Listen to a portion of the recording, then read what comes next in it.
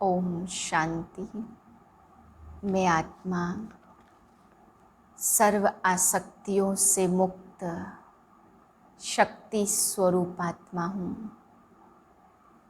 देह और देह के पदार्थ वस्तुओं की वैभवों की आसक्ति से मुक्त हूँ। मैं आत्मा सर्व शक्तियों से भरपूर हूँ। शक्ति स्वरूप मुझ आत्मा से सर्व शक्तियों की किरणें फैल रही हैं, चारों ओर प्रवाहित हो रही हैं। इसी शक्तिशाली स्थिति में मैं अपने पिता के महावाक्य सुनती हूँ। 17/5/2021 के महावाक्य हैं। आज बाबा हम बच्चों को समझा रहे हैं कि बच्चे, भक्ति में तुमने एक वादा किया था, लेकिन वो वादा तुमने बिना जाने किया था। बाबा कहते तुमने कहा था कि तुम आएंगे तो हम और संग तोड़ आप संग जोड़ेंगे, परंतु वो कैसे आएगा और कैसे और संग तोड़ के हम उस संग जोड़ेंगे, ये तुम उस समय जानते नहीं थे। बिना जाने तुमने, बाबा कहते ये प्रतिज्ञा की थी। फिर बाबा समझा रहे हैं कि बिंदी रूप को याद करने में समय लगता है, बिंदी रूप याद नहीं आता, इसलिए बाबा कहते भक्ति मार्ग में बड़ा रूप दिखा दिया, बड़े बड़े शिवलिंग दिखा दिए, तो दीदार भी होता है तो फिर बड़े रूप का हो जाता है। बाकी बाबा ने कहा मैं तो हूँ ज्योतिर्बिंदु। फिर बाबा ने श्री कृष्ण के लिए भी आज समझाया कि श्री कृष्ण का जन्म होता है तो उसके माँ बाप की इतनी महिमा नहीं है, जबकि बाबा कहते श्री कृष्ण राधे इतने प्यारे हैं तो माँ बाप भी प्यारे होने चाहिए ना, जबकि उनका इतना नाम नहीं होता। श्री कृष्ण और श्री राधे का ही नाम है, क्योंकि बाबा कहते हैं उनका पुरुषार्थ, उनकी तपस्या बहुत ज़्यादा है। फिर बाबा समझा रहे हैं कि तुम बच्चों को मुझे याद करना है और याद करते हुए बुद्धि में आना चाहिए कि बाप ज्ञान का सागर है।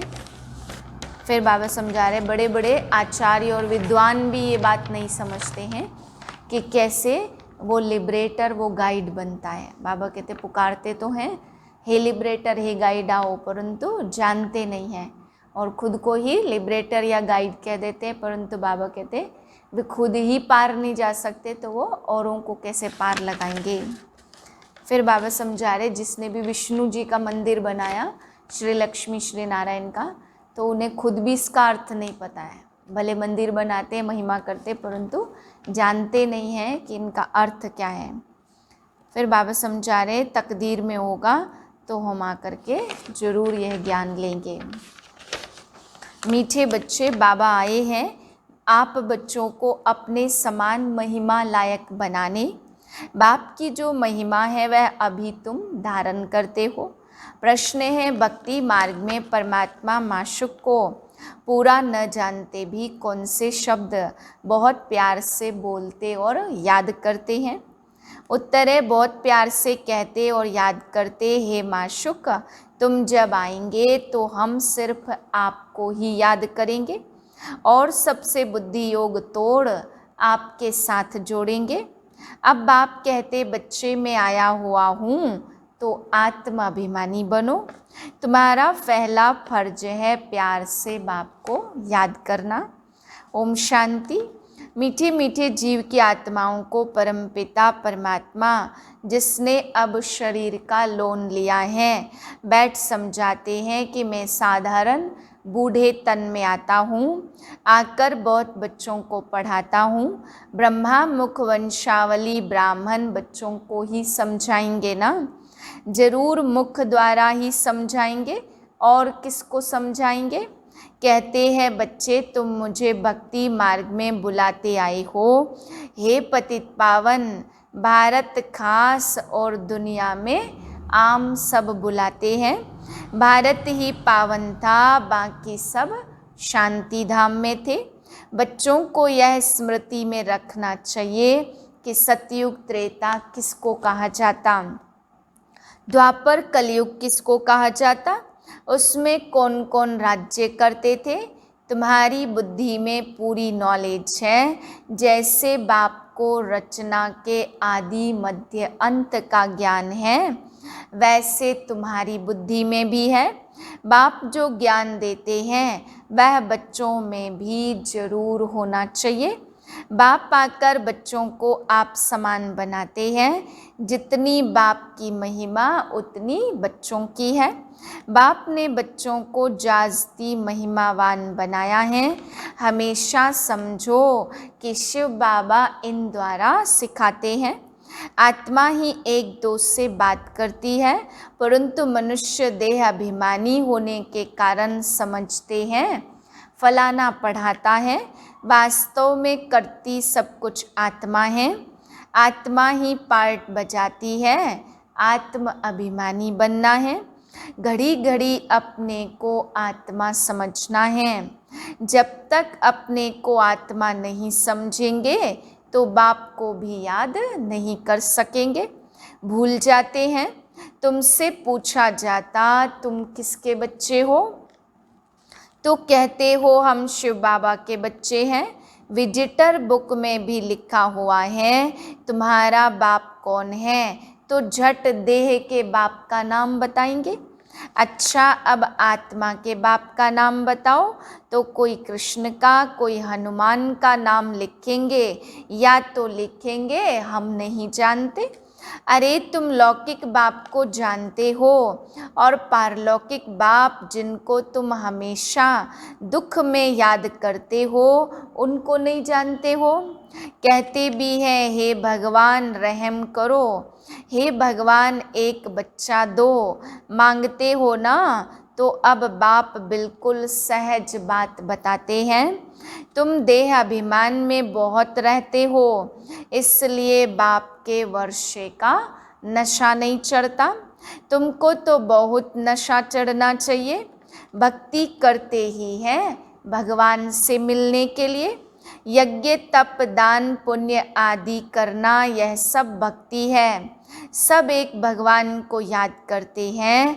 बाप कहते मैं तुम्हारा पतियों का पति हूँ, बापों का बाप हूँ।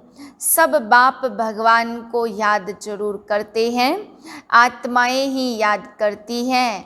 बल कहते भी हैं भ्रुकुटी के बीच में चमकता अजब सितारा, परंतु यह बिगर समझ के ऐसे ही कह देते।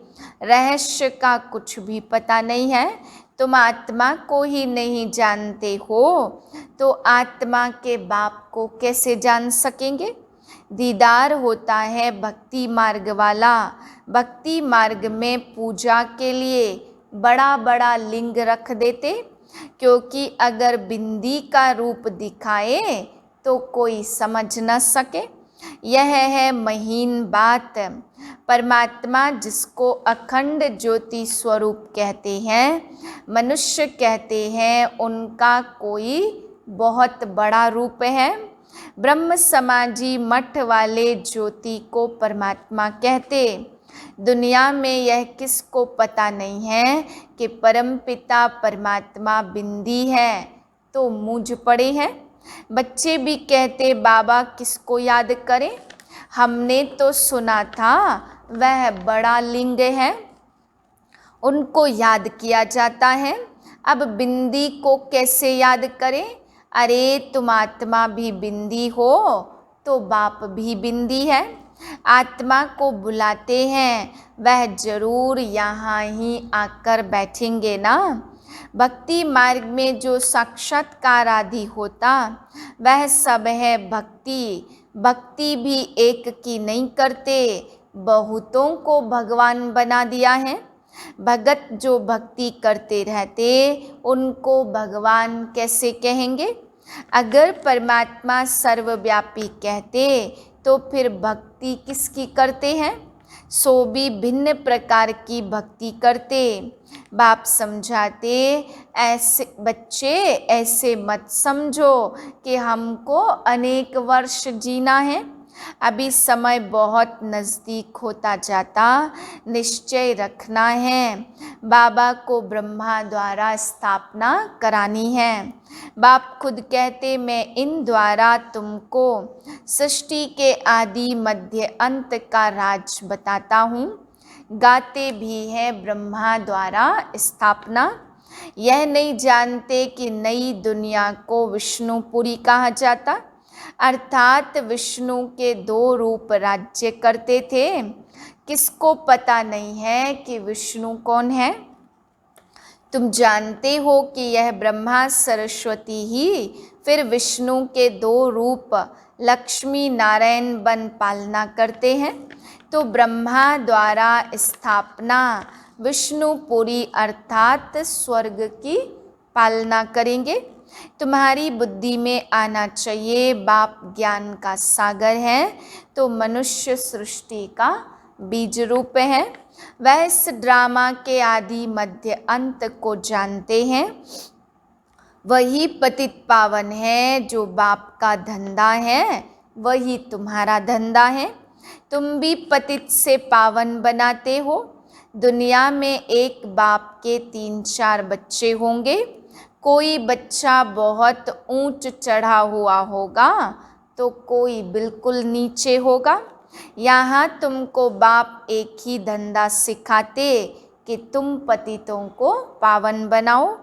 सबको यह लक्ष्य दो कि शिव बाबा कहते हैं मुझे याद करो। तो गीता में कृष्ण भगवान वाच उल्टा लिख दिया है। तुमको समझाना है भगवान तो निराकार पुनर्जन्म रहित है।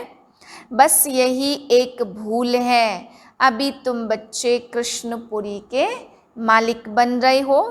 कोई राजधानी में आते हैं तो कोई प्रजा में। कृष्णपुरी कहा जाता है क्योंकि कृष्ण सभी को बहुत ही प्यारा है। बच्चे प्यारे लगते हैं ना, तो बच्चों का भी माँ बाप से प्यार हो जाता, सारा प्यार बिखर जाता है। अब बाप समझाते तुम अपने को शरीर मत समझो। घड़ी घड़ी अपने को आत्मा निश्चय करो। आत्माभिमानी बनो। बाप भी निराकार है और यहाँ भी शरीर लेना पड़ता है समझाने के लिए। बिगर शरीर तो समझा नहीं सकेंगे। तुमको तो अपना शरीर है। बाबा फिर लोन लेते हैं। बाकी इसमें प्रेरणा आदि की बात ही नहीं है। बाप खुद कहते मैं यह शरीर धारण कर बच्चों को पढ़ाता हूँ क्योंकि तुम्हारी आत्मा जो अभी तमो प्रधान बन गई है उनको सतो प्रधान बनाना है। गाते भी हैं पतित पावन आओ, परंतु अर्थ नहीं समझते। अभी तुम समझते हो बाप कैसे आकर पावन बनाते। यह भी तुम जानते हो सतयुग में सिर्फ हमारा ही छोटा झाड़ होगा, तुम स्वर्ग में जाएंगे। बाकी जो इतने खंड हैं उनका नाम निशान भी नहीं होगा। भारत खंड ही स्वर्ग होगा। परमपिता परमात्मा ही आकर हेवन की स्थापना करते हैं। अभी हेल है, प्राचीन खंड भारत ही है जहाँ देवताओं का राज्य था। अब नहीं है। उन्होंने यहाँ मंदिर हैं, चित्र हैं, तो भारत की ही बात हुई ना। यह कोई भी भारतवासी की बुद्धि में नहीं आता कि भारत स्वर्ग था। यह लक्ष्मी नारायण मालिक थे और कोई खंड नहीं था। अब तो अनेक धर्म आ गए हैं। भारतवासी धर्म भ्रष्ट कर्म भ्रष्ट बन गए हैं। कृष्ण को श्याम सुंदर कह देते हैं परंतु अर्थ नहीं समझते। बरोबर यह सांवरा था ना। कहते हैं कृष्ण को सर्प ने डसा तो सांवरा हो गया। अब वह तो सतयुग का प्रिंस था, कैसे काला हो गया। अभी तुम यह बातें समझते हो। कृष्ण के माँ बाप भी अभी पढ़ रहे हैं, तो माँ बाप से उत्तम श्री कृष्ण गाया हुआ है। माँ बाप का कोई नाम नहीं है। नाम तो जिस माँ बाप से ऐसा बच्चा पैदा हुआ वह माँ बाप भी प्यारे होने चाहिए, परंतु नहीं। महिमा सारी राधे कृष्ण की है, माँ बाप की तो कुछ है नहीं। तुम्हारी बुद्धि में ज्ञान है दिन और भक्ति है रात। अंधियारी रात में ठोकरें खाते रहते, अभी तुम बच्चों को समझाया जाता है घर में रहो और यह सर्विस भी करते रहो। कोई को भी समझाओ तुम आधा कल्प के आशिक हो एक माशुक के। भक्ति मार्ग में सभी उनको याद करते तो आशिक ठहरे ना, परंतु माशुक को पूरा जानते नहीं हैं, याद बहुत प्यार से करते हैं। हे माशुक, तुम जब आएंगे तो हम सिर्फ आपको ही याद करेंगे और सबसे बुद्धि योग तोड़ आपके साथ जोड़ेंगे। ऐसे तो गाते थे ना, परंतु बाप से हमको क्या वर्षा मिलता यह किसको भी पता नहीं है। अब बाप समझाते तुम आत्माभिमानी बनो, बाप को याद करना तुम बच्चों का पहला फर्ज है। बच्चा हमेशा बाप को और बच्ची माँ को याद करती है। हम जिनसे है ना, तो बच्चा समझता है हम बाप का वारिस बनेंगे। बच्ची थोड़ी कहेगी, वह तो समझती हमको पियर घर से ससुर घर जाना है। अब तुम्हारा निराकार और साकार पियर घर है। बुलाते भी हैं, हे परमपिता परमात्मा रहम करो, दुख हरो सुख दो, हमें लिबरेट करो, हमारा गाइड बनो। परंतु उसका अर्थ बड़े बड़े विद्वान आचार्य भी नहीं जानते। बाप तो सर्व का लिबरेटर है, वही सबका कल्याणकारी है। बाकी वह अपना ही कल्याण नहीं कर सकते तो औरों का क्या करेंगे। यहाँ बाप कहते मैं गुप्त आत्मा हूँ। खुदा दोस्त की कहानी सुनी है ना, तो अब यह पुल है कलयुग और सतयुग के बीच का, उस पार जाना है। अब खुदा तो बाप है, दोस्त भी है, माता पिता शिक्षक का पार्ट भी बजाते हैं। यहाँ तुमको साक्षात्कार होता है तो जादू जादू कह देते। साक्षात्कार तो नौधा भक्ति वालों को भी होते। बहुत तीखे भक्त होते हैं, कहते दर्शन दो नहीं तो हम गला काटते हैं। तब साक्षात्कार होता है, उनको नौधा भक्ति कहा जाता। यहाँ नौधा भक्ति की तो बात ही नहीं है। घर में बैठे बैठे भी बहुतों को साक्षात्कार होते रहते। दिव्य दृष्टि की चाबी मेरे पास है, अर्जुन को भी मैंने दिव्य दृष्टि दी ना। यह विनाश देखो और अपना राज्य देखो। अब मामेकम याद करो तो यह बनेंगे।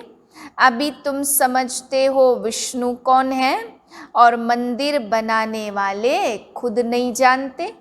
विष्णु द्वारा पालना चार भुजा का अर्थ ही है, दो भुजा मेल की और दो भुजा फीमेल की। विष्णु के दो रूप लक्ष्मी नारायण हैं, परंतु कुछ भी समझते नहीं हैं, किसको भी ज्ञान नहीं है, ना शिव बाबा का ना विष्णु का। पहले पहले बाबा का आकर्षण था, बहुत आते थे। शुरुआत में सारा आंगन भर जाता था, जज मजिस्ट्रेट सब आते थे। फिर विकार का झगड़ा शुरू हुआ तो कहने लगे बच्चे नहीं पैदा होंगे तो सृष्टि कैसे चलेगी। यह तो सृष्टि बढ़ने का कायदा है। गीता की बात ही भूल गए। भगवानोवाच काम महाशत्रु है, उस पर जीत पानी है। कहने लगे स्त्री पुरुष दोनों इकट्ठे आए तो उनको ज्ञान दो, अकेले को नहीं दो। जब दोनों ही आवे तो देवे ना।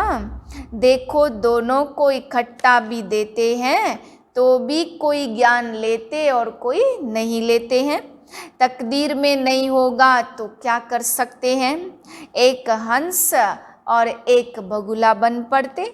यहाँ तुम ब्राह्मण देवताओं से भी उत्तम हो। जानते हो हम ईश्वरी संतान हैं, शिव बाबा के बच्चे हैं। वहाँ स्वर्ग में तुमको यह ज्ञान नहीं रहेगा।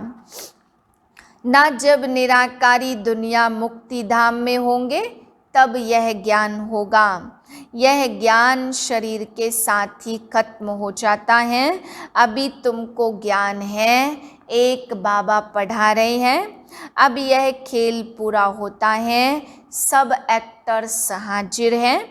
बाबा भी आया है तो रई हुई आत्माएं भी आती रहती हैं। जब सब आ जाएंगे तब विनाश होगा, फिर सबको बाप साथ ले जाएगा। सबको जाना है, इस पतित दुनिया का विनाश होना ही है। अच्छा, मीठे मीठे सिकिलदे बच्चों प्रति माता पिता बाप दादा का याद प्यार, गुड मॉर्निंग। रूहानी बाप की रूहानी बच्चों को नमस्ते। हम रूहानी बच्चों की रूहानी बाप को नमस्ते। धारणा के लिए मुख्य सार है, पहली पॉइंट, पतित से पावन बनाने का धंधा जो बाप का है वही धंधा करना है। सबको लक्ष्य देना है कि बाप को याद करो और पावन बनो।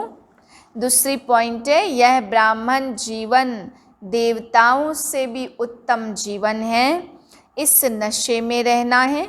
बुद्धि का योग और सबसे तोड़, एक माशुक को याद करना है। वरदान है, आसक्ति को अनासक्ति में परिवर्तन करने वाले शक्ति स्वरूप भव। शक्ति स्वरूप बनने के लिए आसक्ति को अनासक्ति में बदली करो। अपनी देह में, संबंधों में, कोई भी पदार्थ में यदि कहाँ भी आसक्ति है तो माया भी आ सकती है और शक्ति रूप नहीं बन सकते। इसलिए पहले अनासक्त बनो, तब माया के विघ्नों का सामना कर सकेंगे। विघ्नों के आने पर चिल्लाने व घबराने के बजाय शक्ति रूप धारण कर लो तो विघ्न विनाशक बन जाएंगे। स्लोगन है, रहम निस्वार्थ और लगाव मुक्त हो, स्वार्थ वाला नहीं। ओम शांति।